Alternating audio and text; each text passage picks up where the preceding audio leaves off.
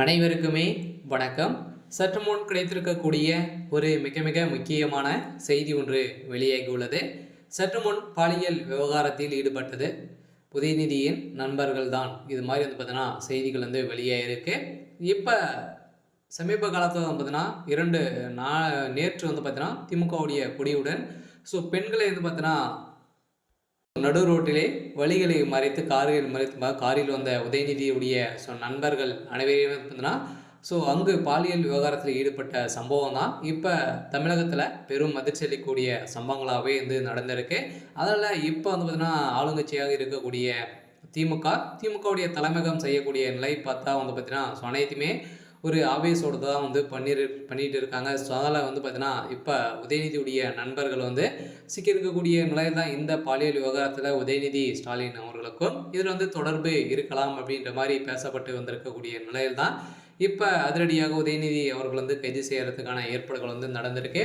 இருந்தாலும் இப்போ திமுகவுடைய கொடியுடன் பெண்களது காரை துரத்திய நண்பர்கள் புகார் அளித்த பெண்கள் அங்கு திடீர்னு பார்த்தீங்கன்னா சர்ச்சை வெடித்திருந்த நிலையில் அங்கிருந்த மக்கள் அனைவருமே பார்த்தீங்கன்னா சென்னை கிழக்கு கடற்கரை சாலையில் பெண்களை துரத்தியதாக புகாருக்கு ஆளான இளைஞர்களை பிடிக்க 5 தனிப்படை அமைக்கப்பட்டுள்ளது. இதற்கான புகார் அளித்த பெண்ணின் பெயர் உள்ளிட்ட விவரங்கள் தாம்பரம் மாநகராட்சி துறையில் வெளியிட்ட செய்தியின் அடிப்படையில் தான் சர்ச்சையான நிலையில் சிறிது நேரத்தில் அந்த விவகாரம் நீக்கப்பட்டிருந்த நிலையில் இப்போ அதிரடியாக இவர்களை பார்த்தீங்கன்னா 5 இதில் ஈடுபட்ட அனைவருமே கைது செய்யப்பட்டிருக்கக்கூடிய நிலையில் தான் இப்போ விசாரணையின் அடிப்படையில் இவர்கள் அனைவருமே உதயநிதியுடைய நண்பராக தான் இருந்திருக்காங்க. ஏற்கனவே குற்றவாளியாக கைது செய்யப்பட்டிருக்கக்கூடிய நயனசாகர் அவர்களுடைய நண்பர்களாக தான் இவங்களும் இருக்காங்க.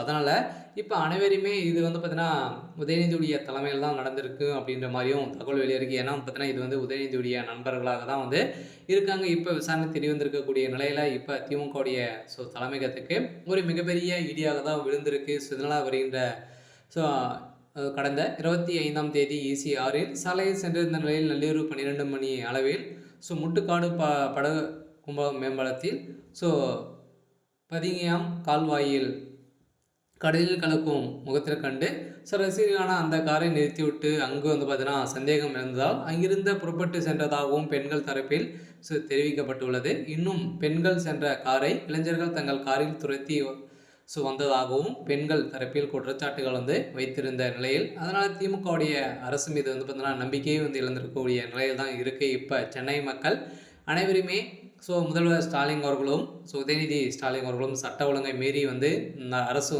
நடந்துட்டு இருக்கு. இதனால் எதிர்ப்பு போராட்டங்களும் பார்த்தீங்கன்னா ஒரு மிகப்பெரிய அளவில் நடக்க போகுது.